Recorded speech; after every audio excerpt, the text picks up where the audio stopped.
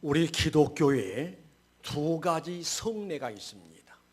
무엇과 무엇이 있는 관이 세례식과 성만찬식. 그래서 두 가지 성례라 표현하지요. 그런데 이 두 가지 성례식을 누가 제정하셨냐? 우리 예수님이 제정하시고 또 이 지켜 행할 것을 명령하신 것이 두 가지 성례라고 할 수가 있습니다. 그러면은 첫 번째 성례가 뭐냐? 세례식입니다. 마태복음 28장 19절 말씀 보니까 그러므로 너희는 가서 모든 족속을 제자로 삼아 아버지와 아들과 성령의 이름으로 세례를 베풀라라고 명령하셨습니다. 그래서 오늘도 우리 예수님의 명령 따라서 여러분들에게 어린아이들에게 세례를 베풀었고 우리 또 성인들에게 세례를 베풀었습니다. 그래서 교회는 주님의 명령 따라서 세례식을 거행을 해야 하고 성만찬식을 거행을 해야 합니다. 그래서 우리 교회가 세워진 이래 지금까지 세례 명부를 보았더니 유아 세례자가 128명의 아이들이 세례를 받았고, 그러다 보니까 이제 유아 세례 128명 중에서 벌써 성인이 되어져서 유아 세례 받았던 사람들이 성인이 되어져서 시집도 가고 장가도 가고. 그런가 하면 학습교인이 몇 사람이 학습교인을 배출했는가 하니 331명의 학습교인을 배출을 했고, 그래서 이제 339명의 세례자를 배출했다라고 할 수가 있습니다. 어떤 교회는요 3년 만에 교인이 몇 명으로 확장되니 300명으로 붕괴했습니다. 3년 만에. 그래서 어떤 목사님이 그렇게 나는 3년 만에 신자 300명을 만들었다라고 하는 그 목사님에게 어떤 목사님 묻습니다. 목사님, 그럼 3년 만에 세례를 몇 사람에게 주었습니까? 물었더니 한 사람도 없었습니다. 무슨 일인가니 소위 흔한 말로 목이 좋은 곳에다가 교회를 잘 세워놨더니 많은 사람들이 교회에 오는데 이미 학습받고 세례받은 신자들이 이동을 해서 그래가지고 교회가 300명 신자가 꽉 찼다는 거예요. 물론 그것도 귀한 일이겠습니다만은 더 귀한 일은 예수님 알지 못하고 구원받지 못하던 사람들이 예수 그리스도를 영접을 하고 그리고 세례받은 신자들로 날마다 더해가는 역사가 이루어져야 할 줄 믿습니다. 그러면 우리가 이미 잘 알고 있는 사실입니다만은 세례가 뭐냐라고 한다면은 세례라고 하는 죄를 씻는다라는 이야기입니다. 여러분, 죄 문제를 해결받지 않고는 천국에 들어갈 수가 없어. 그래서 우리 예수님이 우리의 죄를 사해 주시기 위해서 죄 문제를 해결하시기 위해서 주님이 보혈은 피를 흐르시고 그 피로 말미암아 죄삼 받았습니다. 그 주님의 보혈로 말미암아 죄삼 받았다라고 하는 그 증거로 세례를 주게 되지요. 그래서 이제 세례라고 하는 것은 죄삼 받았다, 그 죄를 씻는다라는 의미고, 또 세례를 받는다라고 하는 것은 이 사람은 구원받은 사람이다라는 표시로 증거로 세례를 받고 세례를 베푼다라고 할 수가 있습니다.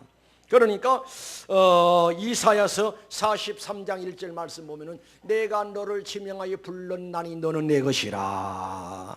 그러니까 하나님의 소유요, 하나님의 사람이요, 하나님의 소속한 사람이요, 하나님의 자녀라는 표로, 증표로 세례를 받게 하신 것이 우리 하나님이 거룩한 뜻이다라고 할 수가 있고, 그리고 교회 앞에서는 세례를 받아야 교회 정회원이 될 수가 있다라고 할 수가 있습니다.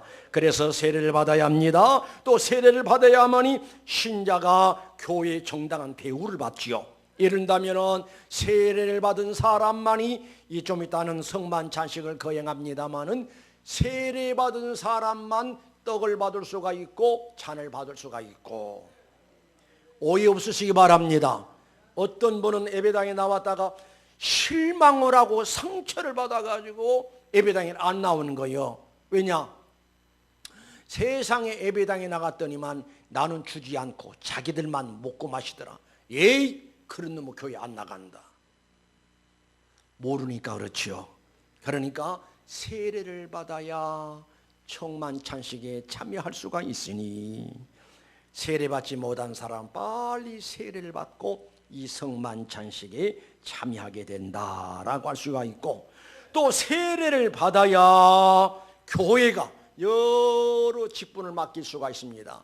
세례를 받아야 찬양대도 할 수가 있고, 세례 받아야 주일학교 교사도 할 수가 있고, 세례 받아야 집사도 할 수가 있고, 세례 받아야 권사도 되고 장로도 되고 목사가도 되고, 기본적으로 세례를 받아야 한다라고 할 수가 있어요. 만약에 우리 교회에 아주 음악을 전공하고 아주 기가 막히게 노래를 잘하는 사람이 우리 교회 등록했다 합시다. 그런 세례를 받지 못했어. 그러면 성가대 될 수가 있어요, 없어요? 없어요. 자격이 없는 거요. 세례를 받아야 정당한 대우를 받을 수가 있다라고 할 수가 있고, 그래서 세례를 받으면 교회 정회원이 되어지고, 정회원이 되어져서 세례받은 신자들은 성도의 의무를 수행해야 합니다. 우리나라 국민이면 국민의 4대 의무를 수행하듯이 이 평택 평안교회, 그리고 하나님 앞에서 세례받고 신자가 되었으면 성도의 의무를 수행하는데, 바로 그것이 뭔고 하니 기본적인 신자의 의무는 주일 성수하는 겁니다. 아멘 좀 하시자고요. 그리고 주일 성수를 할 뿐만 아니라 또 우리 성도들이 예배 생활을 잘해야 하는 겁니다. 나는 신자이기 때문에, 하나님의 자녀이기 때문에 당연히 기본적으로 하나님 앞에 예배 생활을 잘해야지요. 또 성도의 기본 의무가 뭐냐? 전도 생활입니다. 하나님은 나를 통해서 전도가 되어지기를 원하고 계시고, 그리고 우리 성도의 기본 의무가 뭐냐? 소득의 10의 1조를 하나님께서 드릴 수 있음이 우리 성도의 의무다라고 할 수가 있고, 그 다음에 두 번째 성례가 뭐냐? 성만찬식이지요. 성만찬식인데 우리 주님께서 성만찬식을 거의할 때 이렇게 조심스럽게 준비성 있는 성만찬식을 거행을 해야 한다. 어떻게? 그러므로 누구든지 주의 떡이나 잔을 합당하지 않게 먹고 마시는 자는 주의 몸과 피에 대하여 죄를 짓는 것이니라. 사람이 자기를 살피고 그 후에야 이 떡을 먹고 이 잔을 마실지니 주의 몸을 분별하지 못하고 먹고 마시는 자는 자기의 죄를 먹고 마시는 것이니라. 따라합시다. 자기를 살피라. 다시요. 자기를 살피라. 자, 주목합니다. 확실하고 분명한 것은 하나님의 은혜로 말미암아 여러분과 나는 하나님의 자녀가 되었어요. 거룩한 백성이 되었어요. 만약에 내 생명 오늘 끝난달지라도 걱정할 것이 없는 게 뭔가니, 하나님께서 나를 예배하신 천국에 죽는 그 순간에 바로 입성하기 때문에 걱정할 것이 없어요. 그런데 하나님의 백성으로, 하나님의 사람으로, 하나님의 자녀들로서 하나님의 자녀답게 살아왔는지 자기를 점검하고 확인하고 살피면서 성만찬식에 참여해야 한다라는 하나님의 말씀이지요. 그럼 구체적으로 내가 하나님의 자녀입니다, 내가 하나님의 백성입니다, 내 자신을 잘 관리했는지, 거룩성을 지키면서 살아왔는지, 더 구체적으로 말씀을 드린다면 우리 예수 그리스도께서 나를 하나님의 자녀 삼으시려고, 구원하시려고 천국 가서 영원히 살게 하기 위해서 십자가에 못 박혀서 무지무지한 형벌을 받으면서 죽으셨는데, 과연 우리는 하나님의 자녀로서의 하나님 말씀에 절대 순종하면서 살아왔는지, 내 자신을 점검해야 합니다.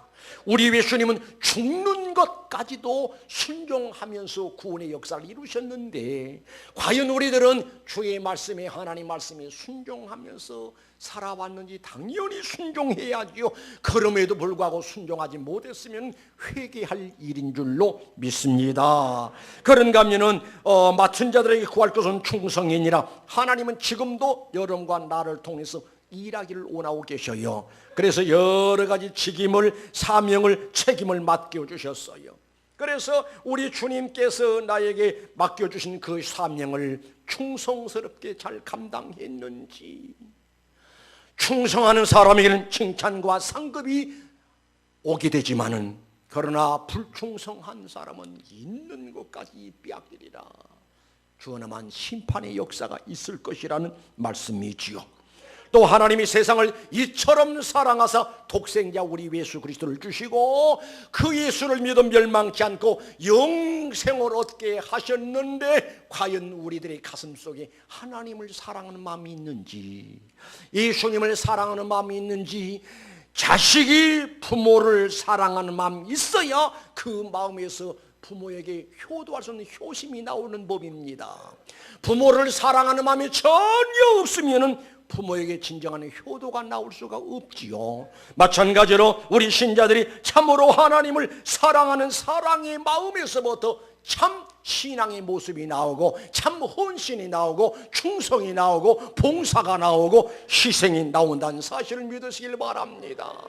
묻습니다. 하나님이 나를 사랑하신다는 사실을 믿어지면 아멘 하실까요? 그 증거가 뭐냐? 독생자 우리 예수 그리스도를 이 땅에 보내주신 것이고, 그 예수를 믿어 구원받는 것이 하나님이 나를 사랑하신 증거다라고 할 수가 있어요. 그렇다면 우리도 하나님을 사랑하는 사랑의 신앙의 삶을 살아야 한다라고 할 수가 있습니다.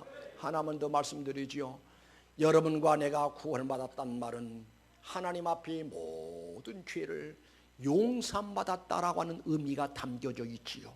그렇다면 사랑하는 성도 여러분이, 어떤 사람이 나에게 어떤 잘못을 범했다 할지라도 나도 그들을 용서할 수 있는 이런 아량이 있어야 합니다. 이런 마음이 있어야 합니다. 이런 여유로움이 있어야 합니다. 그래서 우리 예수님 말씀하시기를, 형제의 과실을, 형제의 잘못을 용서하지 아니하면 나도 너를 용서하지 않는다.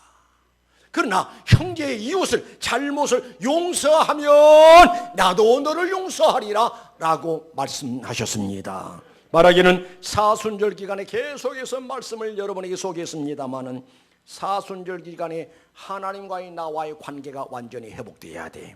그리고 사람과 사람의 관계도 완전히 회복돼야 하는데, 어떤 모습으로 회복되는? 화평의 모습으로, 화평의 모습으로 회복돼야 한다는 사실을 기억하시기 바랍니다. 그리해야 사순절의 의미가 있고 고난의 고난 주간의 의미가 있는 줄로 믿습니다. 따라합시다. 자기를 살피라. 다시 자기를 살피라. 자기를 잘 살피고 성만찬식을 맞이할 뿐만 아니라 우리 평소에도 늘 자신을 살펴서 자기를 관리를 하고 거룩성을 지키고 참신앙을 지키고 믿음을 지켜서 하나님께 영광 돌려드리는 복된 삶을 누리는 성도 여러분 되시기를 주님의 이름으로 축원합니다. 기도하십시다. 거룩하신 우리 하나님 아버지, 은혜를 감사합니다. 하나님께서 명령하시고 지시하신 대로 오늘 세례식을 거행했고요, 앞으로도 성만찬식을 거행할 겁니다. 하나님 아버지, 우리 모두에게 은혜를 허락하시되 이 시간 자기를 살피라. 자기를 살펴야 한다. 나는 하나님의 자녀요 하나님의 백성인데 내가 어떤 모습을 가지고 지금 하나님을 섬기고 있는가, 어떤 신앙인인가를 깊이 깨달아서 잘못된 것 있으면 내놓고 철저하게 회개해서 용서 안 받고 은혜 받는 일들이 우리 모든 성도들에게 임하게 하여 주옵소서. 주님이 죽기까지 순종을 통해서 구원의 역사를 이루셨으니 나 또한 주의 말씀에, 주의 뜻에 무조건적으로 순종하면서 살아가게 하옵소서. 귀 맡은 일에 충성하게 하옵소서. 진심으로 주님을 사랑하면서, 사랑을 실천하면서 살아가게 하옵소서. 거룩하신 예수님의 이름으로 기도드리옵나이다. 아멘.